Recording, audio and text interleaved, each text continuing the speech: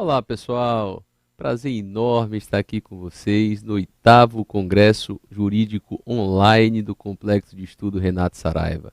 Eu me chamo Danilo Gaspar, sou juiz do trabalho do Tribunal Regional do Trabalho da 5ª Região, Bahia, professor de Direito do Trabalho, professor de Direito Processual do Trabalho, professor de Direito Civil e alguém que efetivamente encontra na Justiça do Trabalho, no Direito do Trabalho, no Direito Processual do Trabalho, no direito como um todo, uma razão de ser. Algo que me faz efetivamente dia a dia, desde os meus momentos ali de faculdade de direito, quando comecei efetivamente a me apaixonar por uma determinada área que foi mais voltada para a área trabalhista, durante todo o percurso que venho caminhando aí em pós-graduação e mestrado na Universidade Federal, nos concursos públicos, agora já há alguns anos como juiz do trabalho, primeiro no Tribunal Regional do Trabalho da 22ª Região, Piauí, e logo depois passei no concurso para juiz do trabalho no Tribunal Regional do Trabalho da 5ª Região, Bahia, e venho efetivamente buscando aproveitar momentos como esses, momentos extremamente especiais, para debater alguns temas relativos a essas áreas do direito, especificamente, no nosso caso, com essa palestra sobre uberização das relações trabalhistas, um tema voltado especificamente para o direito do trabalho. Um tema voltado para o direito do trabalho, não somente sob a perspectiva jurídica da coisa, porque pensar em uberização das relações de trabalho é, antes de mais nada, pensar sob a perspectiva da sociologia do trabalho, pensar sob a perspectiva de algo mais amplo, de uma visão holística acerca do mundo do trabalho. É essa a minha tarefa nessa palestra denominada A Uberização das Relações Trabalhistas, fazer com que você possa identificar esse tema sob uma perspectiva muito mais ampla do que meramente uma perspectiva jurídica, ou seja, consiga enfrentar o tema através de um viés capaz de fazer entender tratar-se de um tema social antes de qualquer coisa, um tema capaz de trazer um novo paradigma na perspectiva das formas de prestação de serviço, da relação de trabalho, da forma de realização da dignidade da pessoa humana, do ser humano trabalhador. Para isso, eu vou começar aqui indicando para vocês algumas obras, algumas referências que podem ser interessantes para que você possa, após esse nosso encontro, se debruçar sobre, de uma forma mais profunda sobre esses temas correlatos ao tema central, uberização das relações trabalhistas. Eu sugiro para vocês, aqui dentro de uma tentativa não de exaurir nenhum tipo de bibliografia sobre o tema, mas apenas aponto para vocês aqui algumas obras que eu reputo extremamente importantes para essa visão, que eu penso ser o grande desafio para encontrar as razões de ser da uberização das relações de trabalho, ou da uberização das relações trabalhistas. Esses dois primeiros livros são livros de Ricardo Antunes, livros mais voltados para a área da sociologia do trabalho. O primeiro se chama Adeus ao Trabalho, o segundo se chama Os Sentidos do Trabalho. Essas duas obras elas são extremamente interessantes, porque trazem a perspectiva dessa ruptura ou dessa quebra de paradigma com um modelo de produção que vinha então hegemônico nas relações de trabalho do mundo e do Brasil. São livros, tanto Os Sentidos do Trabalho como Adeus ao Trabalho, que nos fazem entender as razões pelas quais há verdadeiras metamorfoses nas relações de trabalho e no mundo do trabalho. Nós tivemos uma que marcou ali a passagem do Fordismo para o Toyotismo, e estamos tendo agora uma nova ruptura. E é justamente nessa perspectiva que se encaixa o tema central dessa palestra, a uberização das relações trabalhistas. Sugiro para vocês também, mais especificamente agora, no que toca a um elemento em si necessário para a configuração da relação de emprego, uma obra de minha autoria, denominada Subordinação Potencial, encontrando o verdadeiro sentido da subordinação jurídica, obra publicada no ano de 2016 pela editora LTR. Seguindo a linha, Sugiro para vocês aqui a leitura do livro Direito do Trabalho Contemporâneo, Efetividade dos Direitos Fundamentais e Dignidade da Pessoa Humana no Mundo do Trabalho, de Cristina Dark Damasceno Oliveira. E, por fim, sugiro para vocês a leitura de uma outra obra sobre subordinação jurídica, denominada A Subordinação no Contrato de Trabalho, uma releitura necessária, de Lorena Vasconcelos Porto. Penso que o enfrentamento do tema uberização das relações trabalhistas deve ser feito não somente sob a perspectiva jurídica da coisa, mas, ou seja, precisamos pensar no tema sob a perspectiva da sociologia do trabalho, precisamos pensar no tema sobre o sentido do viés econômico do direito e precisamos pensar no tema sob a perspectiva, aí sim, do direito do trabalho propriamente dito. Por isso que, sem pretensão de exaurir referências bibliográficas sobre o tema, trago aqui essas obras que reputo importantes para que vocês possam se aprofundar sobre a temática da uberização das relações trabalhistas, um tema ainda muito novo, um tema ainda muito incipiente, que vem provocando reflexões em todos os campos que giram em torno ali das relações de trabalho, ou seja, no campo da sociologia do trabalho, no campo do direito individual do trabalho, no campo do direito processual do trabalho. Todo e qualquer campo relacionado que tenha como eixo central a figura da relação de trabalho vem precisando buscar ter um novo olhar sobre as formas de relação de trabalho que são fruto de uma inovação por conta desse modelo de produção que vem recebendo essa denominação de uberização das relações trabalhistas. Até chegar ao tema em si, uberização das relações trabalhistas, a gente precisa percorrer desde a origem do direito do trabalho. Ou seja, se perguntar quando, como e por que surgiu o direito do trabalho. E aí a gente vai buscar no berço da Revolução Industrial, no berço da Revolução Francesa, estou falando aqui em século XVIII, as bases sobre as quais surgiu o direito do trabalho. Porque com a Revolução Industrial e com a Revolução Francesa, nós tivemos o surgimento da figura do trabalhador juridicamente livre, do trabalhador assalariado, do trabalhador que agora não mais escravo, agora não mais servo, agora não mais aprendiz. Estou falando aqui nos modelos de produção, de exploração do trabalho alheio, que se antecederam ao trabalho juridicamente livre, ao trabalho assalariado, que foram a escravidão, a servidão e as corporações de ofício. Esse trabalhador juridicamente livre, esse trabalhador assalariado, ele encontrou nesse binômio Revolução Industrial e Revolução Francesa a forma através da qual se construiu o direito do trabalho. As primeiras normas trabalhistas se descortinam a partir desse binômio Revolução Industrial e Revolução Francesa, por uma razão muito simples. Trabalhador juridicamente livre, dogma da liberdade, dogma da autonomia da vontade, dogma da autonomia privada. Só que existe uma frase que marca de uma forma muito feliz esse início de desenvolvimento do direito do trabalho. Essa frase diz: entre o rico e o pobre, entre o fraco e o forte, é a liberdade que escraviza e é a lei que liberta.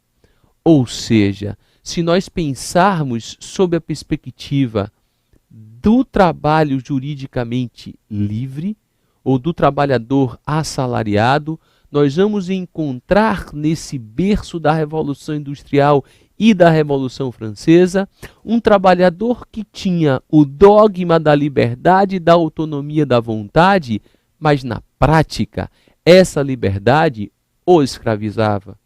E essa escravização, fruto dessa liberdade, desse momento da Revolução Industrial e da Revolução Francesa, decorre de algo que é extremamente comum em uma relação entre trabalhador e tomador de serviços. Eu estou falando da hipossuficiência.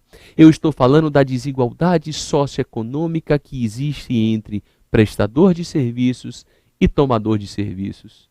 Ora, você, que assim como eu, necessariamente é um consumidor, percebe isso em cada momento que você ousa discutir ou debater algo com o fornecedor.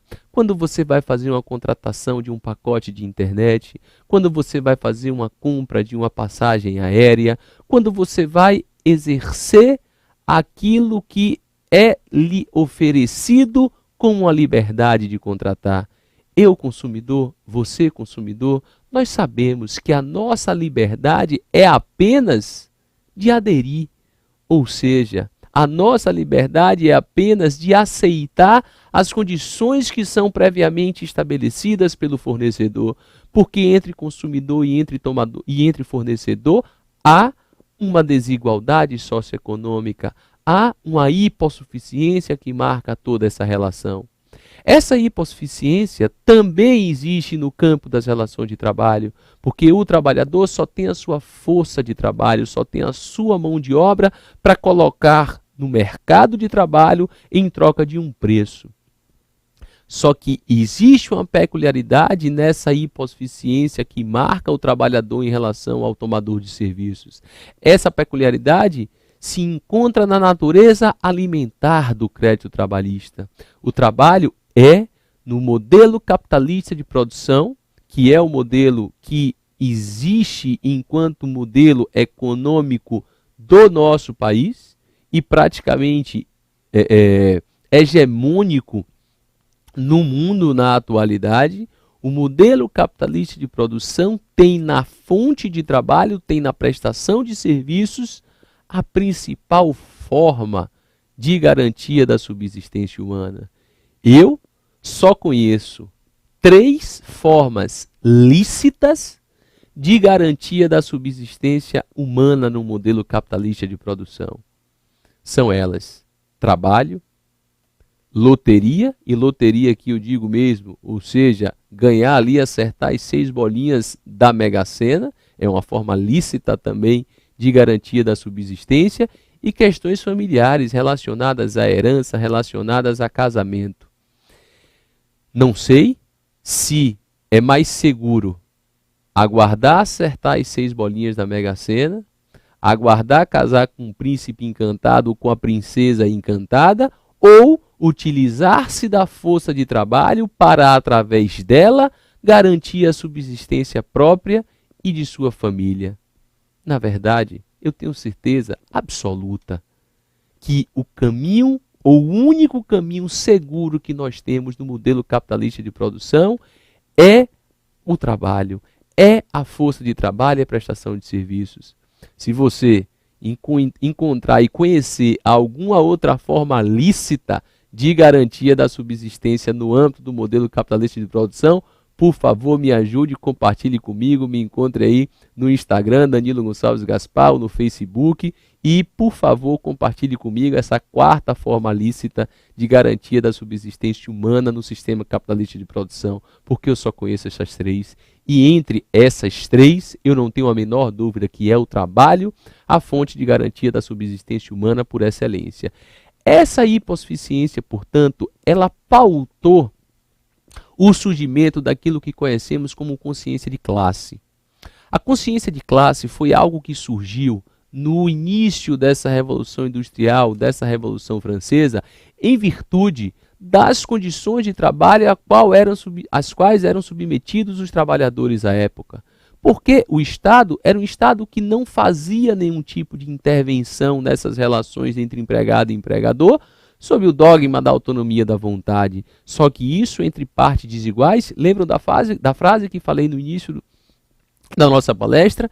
Entre o rico e o pobre, entre o fraco e o forte, é a liberdade que escraviza e é a lei que liberta. Essa liberdade, esse dogma da autonomia da vontade entre partes socioeconomicamente desiguais, fez com que os trabalhadores à época fossem submetidos a condições extremamente degradantes de trabalho. Em determinado momento, isso despertou nos trabalhadores uma consciência de classe. E essa consciência de classe fez com que o Estado intervisse nessa relação entre particulares e passasse paulatinamente, gradativamente, de forma progressiva, a garantir aos trabalhadores aquilo que hoje chamamos de patamar mínimo civilizatório, ou como na expressão de Guilherme Guimarães Feliciano, aquilo que hoje chamamos de ético mínimo civilizatório.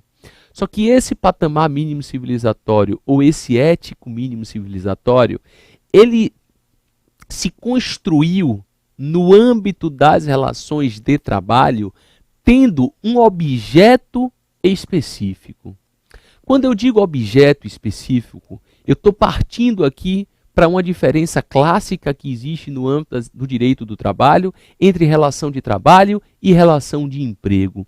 Ou seja, o direito do trabalho se construiu, ele se formou, ele se consolidou, ele se intensificou e ele ganhou autonomia, tendo como elemento central, tendo como vetor axiológico uma única espécie de relação de trabalho.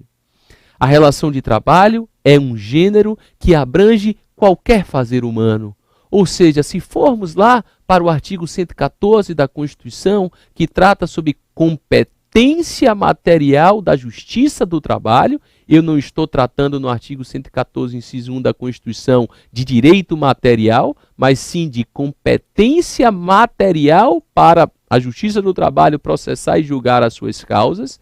Lá no artigo 114, inciso 1 da Constituição da República Federativa de 1988, nós encontramos com redação dada pela emenda 45 de 2004, a expressão relação de trabalho. Ali, nós temos o gênero qualquer fazer humano, qualquer prestação de serviços desenvolvida por uma pessoa física. E a pessoa física pode trabalhar de forma autônoma, pode trabalhar de forma voluntária, pode trabalhar de forma eventual e pode trabalhar de forma pessoal, não eventual, onerosa e juridicamente subordinada.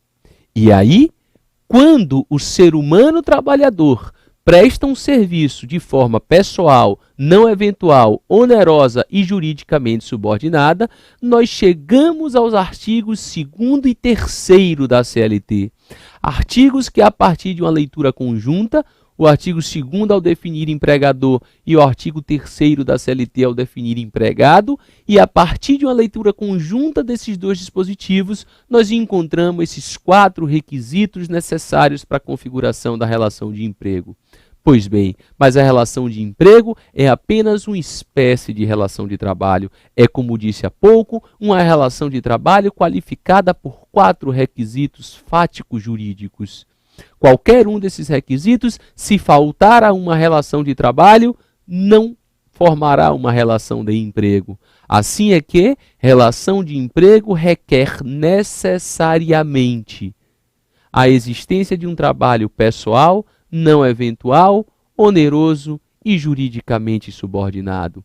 E é essa espécie de relação de trabalho através do qual se desenvolveu todo o direito material do trabalho, ou seja, em outras palavras, a despeito de, a partir do ano de 2004, com a emenda 45 de 2004, que alterou o artigo 114 da Constituição e passou a trazer para a competência material da Justiça do Trabalho qualquer lide decorrente de uma relação de trabalho, no âmbito da tutela jurídica dos direitos trabalhistas, e estou aqui no campo do direito material, o objeto do direito do trabalho reside ainda apenas na relação de emprego. Ou seja, nós não falamos em direitos trabalhistas para o trabalhador autônomo.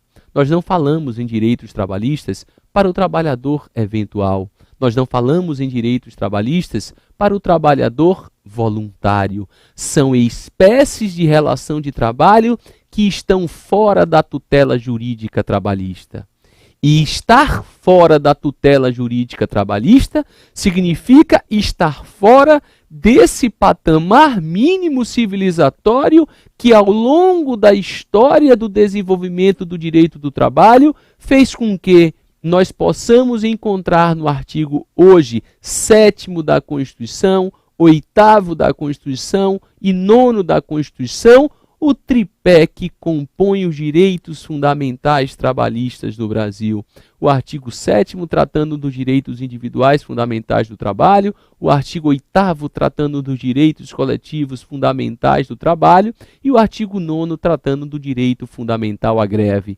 ao lado desse tripé normativo que encontramos na Constituição da República Federativa de 1988, nós temos toda a gama de direitos previstos em normas infraconstitucionais, a CLT, a Lei do Trabalhador Rural, a Lei do Empregado Doméstico, enfim, todo o conjunto normativo que compõe esse patamar mínimo civilizatório, esse ético mínimo civilizatório, que na linha do que eu vinha dizendo para vocês, só é garantido para quem presta um serviço na forma de uma relação de emprego. Então, não há falar em direitos trabalhistas para outras formas de prestação de serviço que não sejam configuradas como uma relação de emprego. Isso deixa claro, gente, a importância que há em caracterizar a relação de emprego. E nesses elementos necessários à caracterização da relação de emprego, existe um em particular que abrange a maior controvérsia acerca de sua caracterização. E eu estou falando da subordinação jurídica. Subordinação jurídica que já foi tratada como dependência anteriormente, e se vocês forem hoje ainda à ACLT, vocês vão encontrar no artigo 3º da CLT a expressão vocábulo dependência. Vocês só vão encontrar na CLT o vocábulo subordinação jurídica no parágrafo único do artigo 6º, que foi inserido na CLT no ano de 2011 apenas, tratando ali do trabalho à distância. Pois bem, há esse requisito que hoje encontramos como subordinação jurídica, já foi apresentado como dependência econômica, como dependência técnica, como dependência social, chegando até a ideia ou a noção de subordinação jurídica. E na noção de subordinação jurídica, nós também percorremos e estamos percorrendo um caminho extremamente longo e complexo para definir o que vem a ser subordinação jurídica. A noção clássica, e aí fique atento a essas noções, posso chamar também de dimensões, ou seja, a noção clássica ou a dimensão clássica de subordinação jurídica, ela é pautada naquilo que talvez, se eu fizer uma pergunta aqui agora para você, o que é ser subordinado? O que é que mais aproxima a subordinação jurídica daquilo que você pensa ser subordinação jurídica? Naturalmente você aí está pensando em ordem, ou seja, subordinado juridicamente é aquele que recebe ordem. É isso. A noção clássica, a dimensão clássica de subordinação jurídica, ela atrela subordinação à ordem. Ou seja, será subordinado aquele que recebe ordens diretas, intensas. Se eu presto um serviço recebendo ordens de outrem, eu sou um trabalhador juridicamente subordinado. Só que essa noção clássica, essa dimensão clássica de subordinação jurídica, ela serviu e ainda serve. Ela não deixou de servir, ela ainda serve, mas serviu muito de forma hegemônica, ou seja, durante o tempo ela foi suficiente de forma hegemônica para o mundo do trabalho. Porque durante muito tempo, o mundo do trabalho pautou-se em um binômio que nós conhecemos. Foi o binômio do modelo de produção fordista-taylorista. No âmbito do taylorismo, nós encontramos a teoria da administração científica. Teoria da administração científica que faz com que fosse necessário eliminar os tempos ociosos de trabalho, ou seja, uma empresa só encontraria e só teria o melhor resultado possível se ela eliminasse os tempos ociosos de trabalho. E aí eu te pergunto, qual a melhor forma de eliminar os tempos ociosos de trabalho? Qual a melhor forma para fazer com que alguém preste serviços para você de forma produtiva o tempo inteiro que ele está à sua disposição?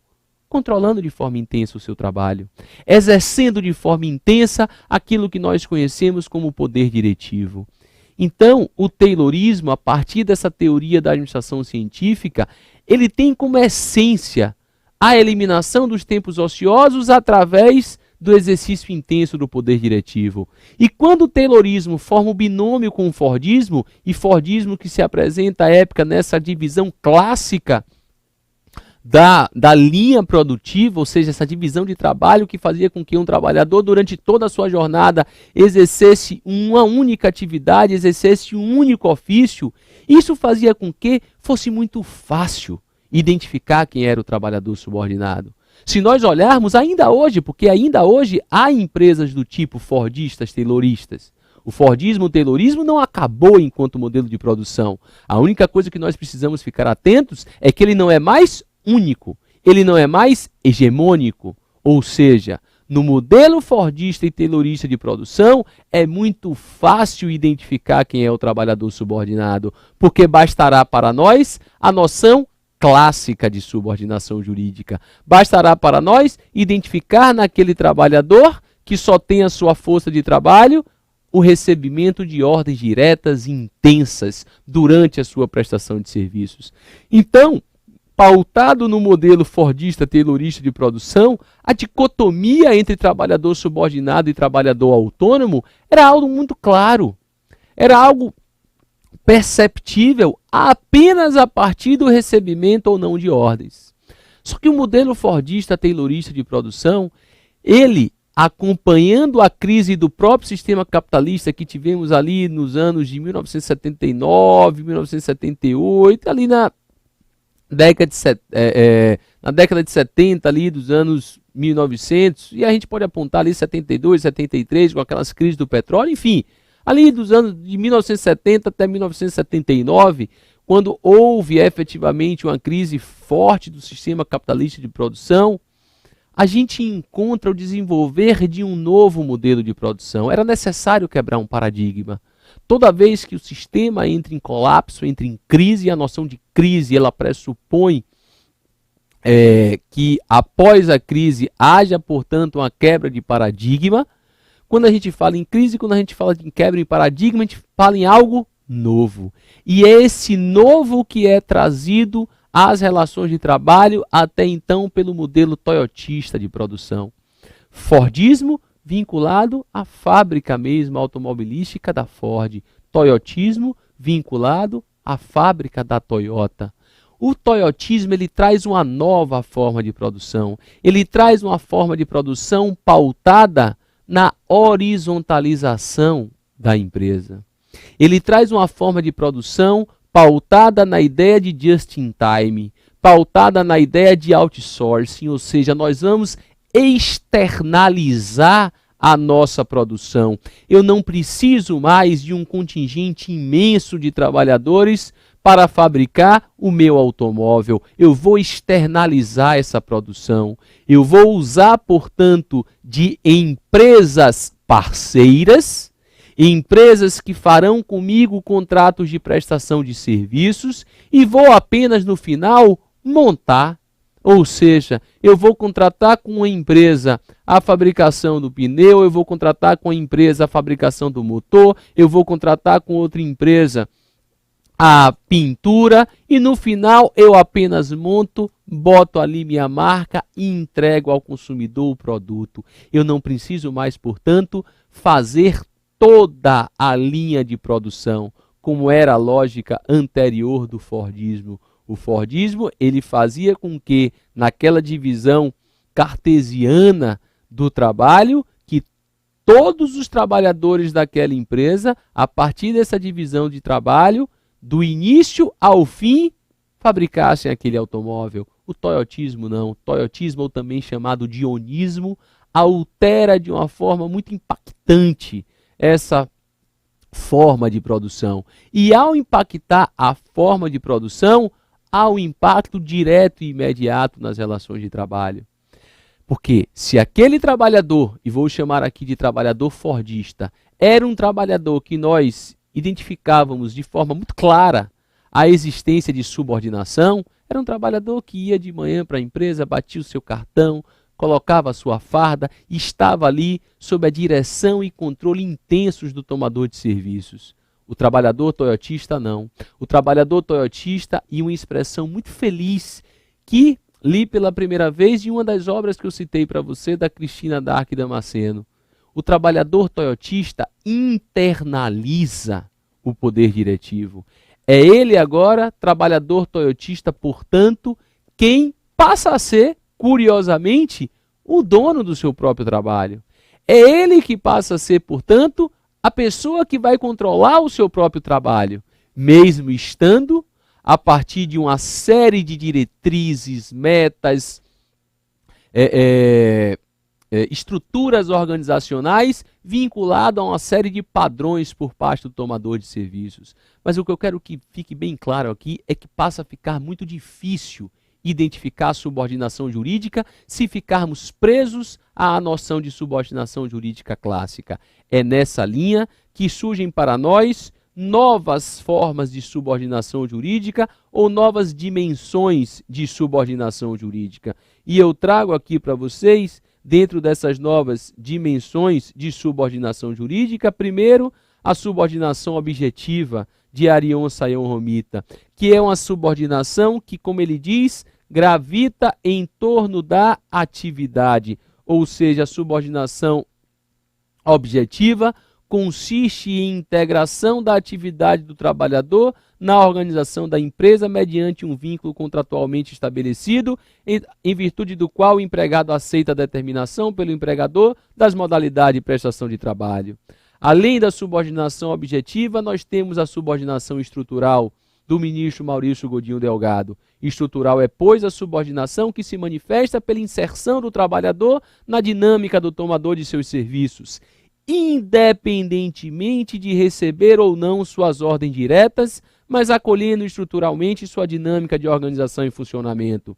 Seguindo as novas dimensões de subordinação, chegamos à subordinação integrativa de Lorena Vasconcelos Porto. A subordinação, em sua dimensão integrativa, faz-se presente quando a prestação de trabalho integra as atividades exercidas pelo empregador e o trabalhador não possui uma organização empresarial própria, não assume verdadeiramente os riscos e perdas ou ganhos e não é o proprietário dos frutos do seu trabalho, que pertence originariamente à organização produtiva alheia para o qual presta sua atividade. E por fim, trago aqui para vocês a noção de subordinação potencial desse que vos fala. Define-se subordinação potencial como a dimensão da subordinação jurídica caracterizada quando o trabalhador não subordinado classicamente, com recebimento de ordens diretas por parte do tomador de serviços, sem possuir o controle dos fatores de produção e, portanto, o domínio de atividade econômica, presta um serviço por conta alheia, isso é, recebendo até no máximo 49% do resultado econômico do produto do trabalho, ficando sujeito, assim, potencialmente à direção do tomador de serviços, recebendo ou não ordens diretas desse, em razão de sua inserção na dinâmica organizacional do tomador. O que eu quero mostrar para vocês com essas novas dimensões de subordinação jurídica é a necessidade de se ampliar a noção e a ideia de subordinação jurídica, porque subordinação jurídica no contexto atual não pode tão somente se resumir à dimensão clássica. A subordinação dos modelos de produção toyotistas, elas podem e devem ser interpretadas a partir de noções mais amplas, mais largas, que são as propostas da subordinação objetiva, estrutural, integrativa e potencial que eu apresento para vocês. Falamos de Fordismo, falamos de Toyotismo e agora podemos e devemos falar em um novo modelo de produção. E a expressão, gente, uberização das relações de trabalho, ela não é uma expressão que se resume à empresa Uber. Não é uma expressão que se resume a analisar essa forma, esse modelo de produção e de desenvolvimento econômico desse aplicativo. Não. A partir desse aplicativo, se descortinou essa expressão, uberização.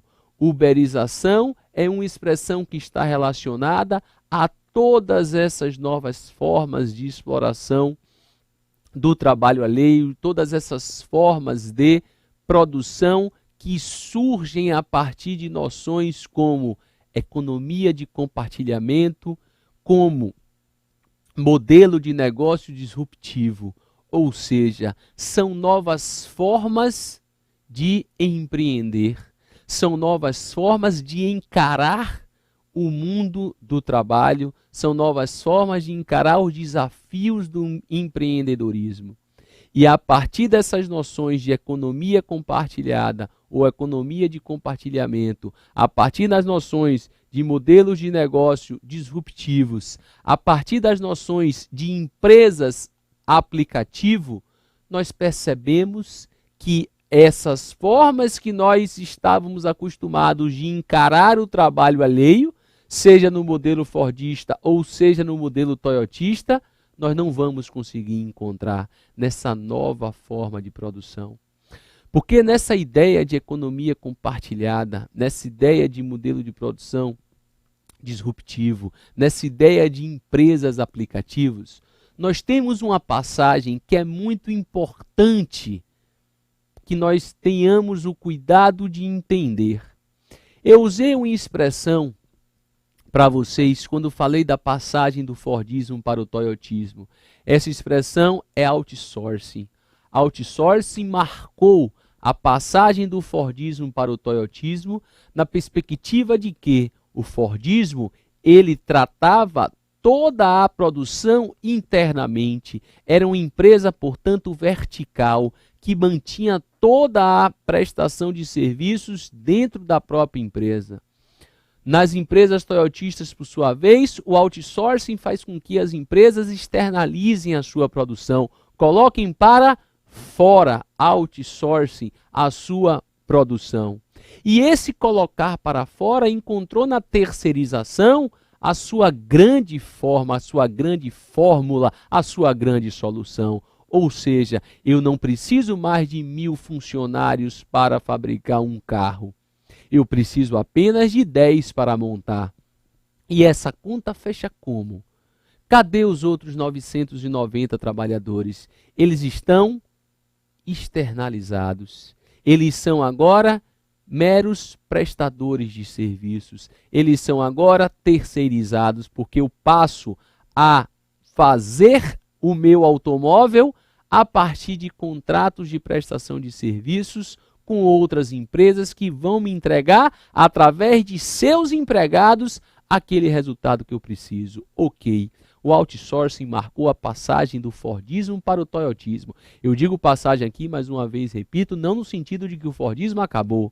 Passagem no sentido de termos o Toyotismo como um outro modelo de produção que passou a dividir espaço ali com o Fordismo.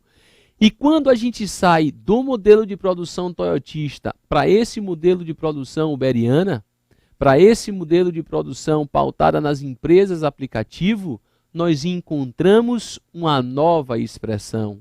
Ou seja, se eu falei de outsourcing na passagem do Fordismo para o Toyotismo, eu falo agora na passagem do Toyotismo para as empresas ou modelo de produção uberiano em crowdsourcing. A ideia de crowdsourcing, ela marca de uma forma muito feliz como consiste o modelo de produção dessas empresas aplicativo. A noção crowdsourcing está relacionada efetivamente à multidão. Ou seja, eu não vou alcançar o meu objetivo, eu enquanto explorador da atividade econômica, eu não vou mais alcançar o meu objetivo, eu não vou mais exercer aquilo que é necessário para materializar o meu objeto, contratando empresas para me prestar serviços. Eu vou ser pautado na economia de compartilhamento, na economia compartilhada. Eu vou pautar na ideia do crowdsourcing, ou seja, o serviço inerente a meu aplicativo está espalhado na sociedade. Está em você, está em mim, está em todos que de alguma forma participam dessa rede. Isso acontece no Uber, isso acontece no Airbnb, isso acontece em diversas empresas que estão pautadas nesse modelo de produção uberiana. estão pautadas nessa noção de economia de compartilhamento. Gente, nós partimos do Fordismo, nós chegamos ao Toyotismo, nós estamos falando agora em modelo de produção uberiano. Nós estamos falando em cada um desses modelos a partir de determinados ideais, de determinadas noções que lhes são peculiares, lhes são próprias. Não há aqui, e não quero fazer nenhum juízo de valor entre esses modelos, de que o modelo de produção fordista é melhor do que o toyotista, que por sua vez é melhor que o uberiano. Não, não é essa a ideia que nós precisamos ter diante do fenômeno da uberização das relações trabalhistas. O que nós precisamos entender e de uma vez por toda encarar é que há um novo modelo de produção. Há, e através do desenvolvimento tecnológico, uma nova forma de explorar, inclusive, o trabalho alheio. Nós não podemos escapar da noção de trabalho aqui, porque quando o motorista do Uber, e vou usar aqui agora pela expressão uberização das relações de trabalho, quando o motorista do Uber pega o seu veículo e, a partir de um chamado no aplicativo, pega um passageiro para levar ele a um determinado local, uma coisa é óbvia e nós não podemos escapar disso. Esse motorista do Uber está trabalhando. Trabalho enquanto dispêndio de energia. Trabalho no sentido efetivamente físico. Eu não estou dizendo, não estou aqui antecipando qualquer tipo de conclusão, até porque seria extremamente leviano. Tão polêmico o assunto. A cisânia doutrinária e jurisprudencial ainda extremamente grande. O tema ainda tão incipiente, seria muito leviano de minha parte fixar aqui algum tipo de conclusão acerca da existência ou não de relação de emprego nessas empresas do tipo uberiana. Não é essa a minha intenção com vocês. Minha intenção é apenas despertar vocês para o novo. Despertar vocês para a necessidade de partir, fixar uma seguinte premissa. Nós não podemos, sob pena de não compreender esse modelo de produção uberiana, nós não podemos olhar da mesma forma para esse modelo como nós olhávamos para o modelo fordista de produção, como nós olhávamos e olhamos para o modelo toyotista de produção. Não, nós precisamos olhar para esse modelo de produção com um novo olhar, o olhar que ele provoca, o olhar que é pautado na sua filosofia, na sua forma de desenvolvimento da atividade econômica. Nós não temos a menor dúvida que essas empresas do tipo uberiana, elas estão inseridas no modelo capitalista de produção. Se estão inseridas no modelo capitalista de produção, o objetivo delas é muito claro, auferir lucro. E esse lucro, no modelo capitalista de produção, quando envolve pessoas, ele é pautado na ideia de mais-valia. Ele é pautado na ideia de trabalho não pago, ou seja, é conseguir obter um lucro a partir da diferença entre o preço do trabalho e o valor que eu pago por esse trabalho. Isso pode acontecer de diversas maneiras, tanto nas empresas fordistas, quanto nas empresas toyotistas, como nas empresas uberianas. O fato é que nós precisamos apenas encarar cada um desses modelos de produção dentro da sua realidade, ou seja, de que forma uma empresa fordista busca seu lucro, e é através do exercício intenso do poder diretivo, de que forma uma empresa toyotista busca seu lucro, é através da liberalização da prestação de serviço, é através da liberdade conferida ao trabalhador na execução de seus serviços, por isso que se fala em internalização da prestação de serviços, é através de noções que estão relacionadas a metas, que estão relacionadas a um distanciamento entre tomador e prestador de serviços. E nós precisamos encarar de que forma essas empresas aplicativo, essas empresas que estão pautadas na economia compartilhada, buscam o seu lucro. E elas buscam o seu lucro através de noções extremamente ligadas a sistemas tecnológicos.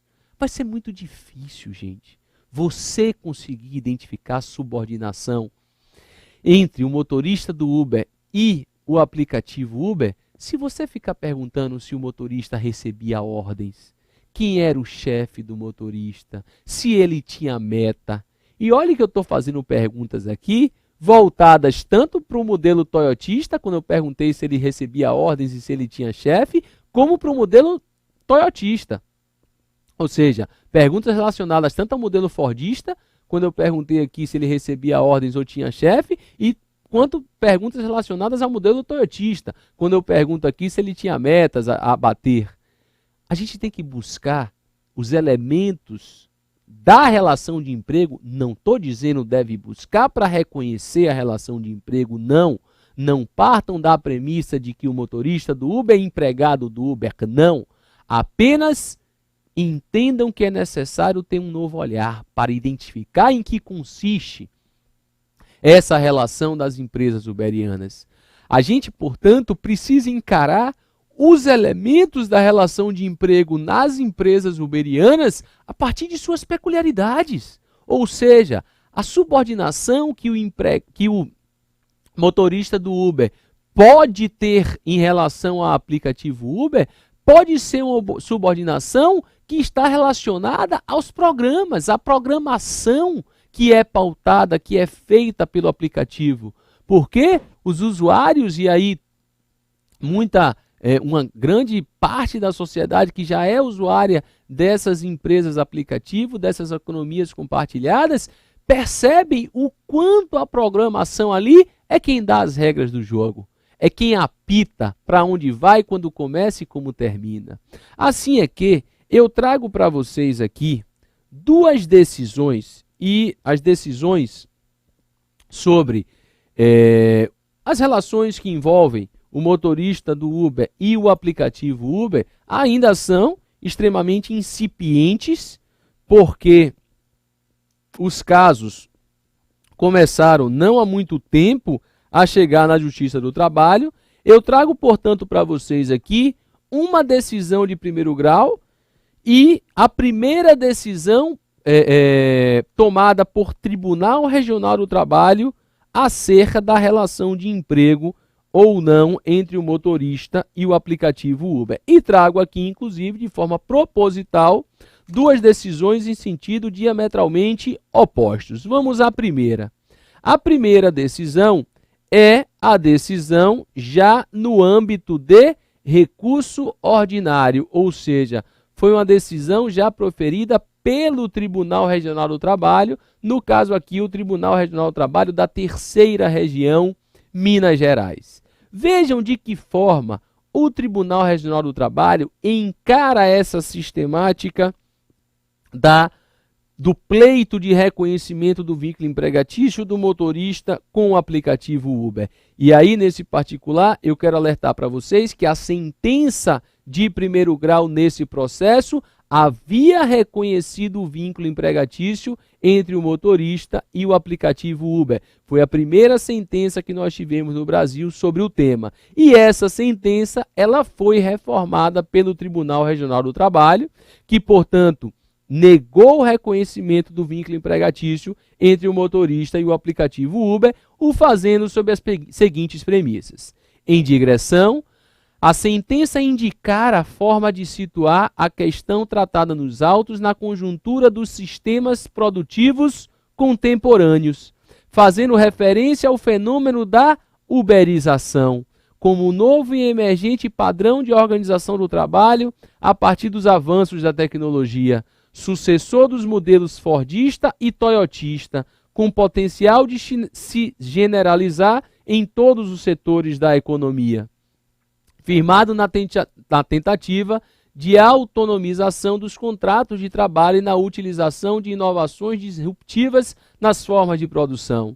Todavia, e aqui vem dizendo o acórdão, não é possível se esconder da realidade ou dela se escapar, havendo novas possibilidades de negócios e de atividades pelo desenvolvimento da tecnologia, das comunicações, das transferências de dados e informações, haverá uso delas, que servirão como ferramentas, inclusive em oferta de bens e serviços, de natureza antes impensáveis ou inviáveis de serem colocados em prática. gerando novo conceito de negócio ou novo objeto de negócio. Neste cenário é que surgem novos objetos de negócio e uso e ampliação de utilização de aplicativos como o Uber e o Airbnb na área de hospedagem. Por exemplo, que estabelecem contato direto entre consumidores e fornecedores. E também não se pode olvidar que conseguem fomentar ganhos expressivos em eficiência, custo e comodidade nas transações para seus usuários. Prossegue o acórdão.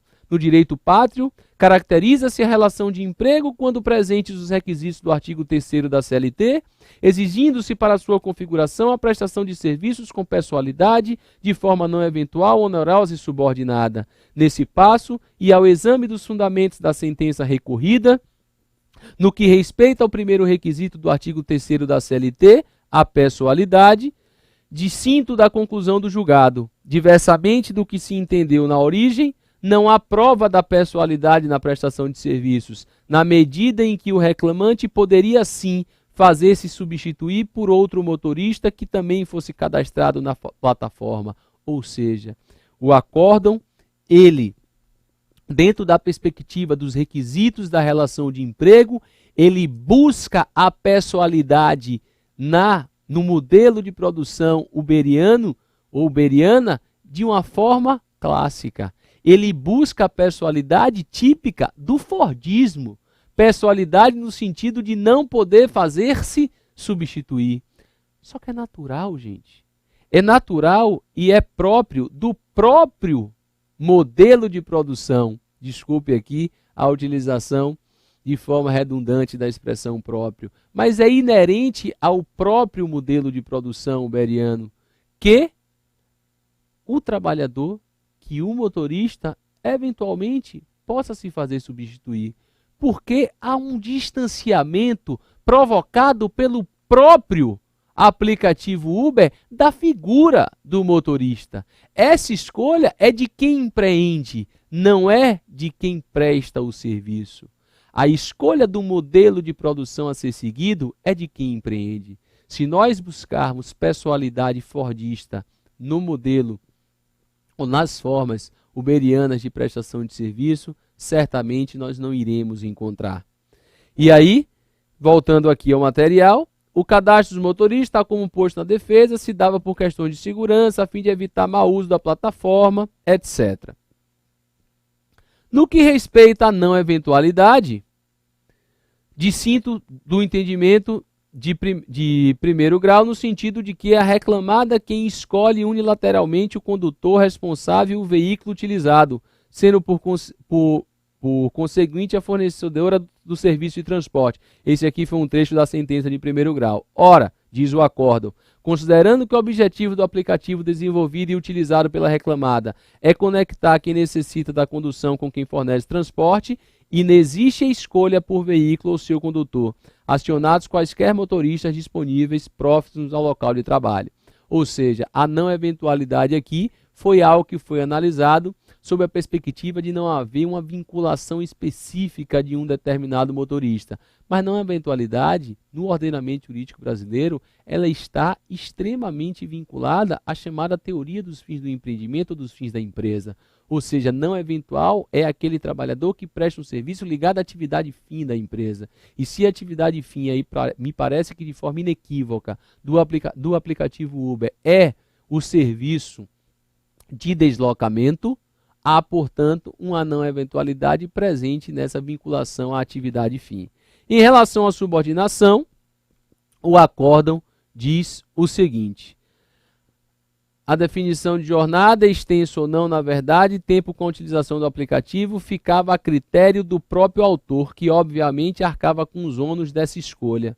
Também não restou demonstrada a existência de punição a qualquer título pelo não fornecimento de água e balas aos usuários do aplicativo, sendo certo que tais mimos não são normalmente oferecidos nos dias atuais. Ora, a subordinação buscada pelo acórdão ao julgar essa decisão foi uma subordinação típica do modelo fordista de produção, porque buscar controle de jornada, buscar punição, buscar submissão a ordens diretas é buscar subordinação no âmbito dos modelos fordistas de produção. é não tratar o modelo da uberização das relações trabalhistas como algo novo, como algo distinto enquanto forma de prestação de serviços. Nós vimos e tratamos disso que o próprio modelo toyotista de produção já exigiu novas concepções de subordinação jurídica e apresentei para vocês a objetiva, a estrutural, a integrativa e a potencial. Não por outra razão, o modelo da uberização das relações trabalhistas também vai provocar novas concepções de subordinação. Já se fala, na atualidade, em subordinação uberiana. Essa expressão está vinculada à noção de subordinação jurídica inerente a essas empresas aplicativo. Vou agora para a segunda decisão. Uma decisão do Tribunal Regional do Trabalho da 2ª Região, uma decisão de primeiro grau, que reconheceu o vínculo empregatício entre o motorista e o aplicativo Uber. E o fez a partir da seguinte premissa. Conforme já exposto acima, a defesa da ré sustentou que inexiste relação de trabalho entre si os motoristas, os quais seriam parceiros. Aduziu que é a empresa que presta serviço aos motoristas, oferecendo a eles o uso da plataforma e do aplicativo, de modo a fomentar a atividade desses mesmos motoristas na prestação do serviço de transporte diretamente aos passageiros. A retórica da contestação é bem construída, amparada em expressões contemporâneas e na chamada economia do compartilhamento, todavia não corresponde à realidade. Basicamente, não é verdade que o produto explorado pela empresa é meramente a ferramenta eletrônica, o aplicativo oferecido aos motoristas. A ré oferece no mercado um produto principal, o transporte de passageiros. O aplicativo é um instrumento, um acessório ao bom funcionamento do serviço, e os consumidores do produto da ré não são os motoristas, mas sim os passageiros. Para chegar a tal conclusão, recorte que o modelo capitalista de sociedade se ampara em uma célula fundamental, a forma mercadoria. Daí a referência ao produto em sentido amplo, que abrange a noção de serviço oferecido no mercado. Em linhas gerais, o capital é investido na produção de mercadorias e a circulação destas gera a extração de um excedente. Parte do excedente é reinvestida na produção, daí a reprodução do modelo, e outra parte é acumulada pelo capitalista na forma de lucro. É dessa forma básica que são derivadas as relações sociais capitalistas. No que mais importa, no caso concreto, para compreender a natureza da relação jurídica de que se trata, a questão é indicar qual a mercadoria de que a ré extrai o seu excedente econômico. E a resposta deve ser anunciada de maneira clara. A mercadoria da ré,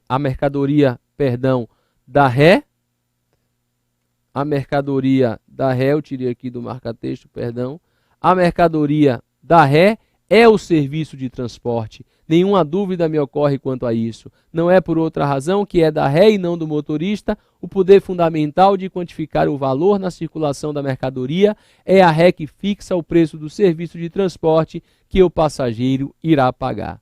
Vejam vocês que nessa perspectiva dessa decisão, o que se busca é trazer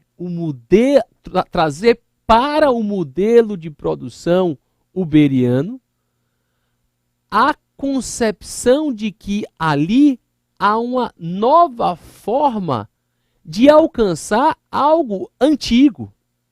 Esse algo antigo é o lucro. Lucro que é inerente ao sistema capitalista de produção. Esse lucro, em empresas do tipo fordista, são alcançados mediante o exercício de um poder diretivo intenso e direto. Esse lucro, no modelo de produção toyotista, é alcançado a partir da internalização da produção do poder diretivo pelo próprio trabalhador. E esse lucro, nos modelos de produção que agora são apresentados para a sociedade como uberização, é buscado através da ferramenta aplicativo. Se há, portanto, algo clássico do capitalismo, que é o lucro, e há, portanto, algo novo, que é a forma através da qual se busca esse lucro, nós precisamos encarar esse algo novo a partir de uma atualização dos conceitos jurídicos para aproximar o direito da realidade social. É esse o grande desafio que eu proponho a vocês. Encarem a uberização das relações trabalhistas da forma que ela nos exige, com um novo olhar. Que esse novo olhar esteja agora para nós como um novo começo. Um grande abraço e até a próxima.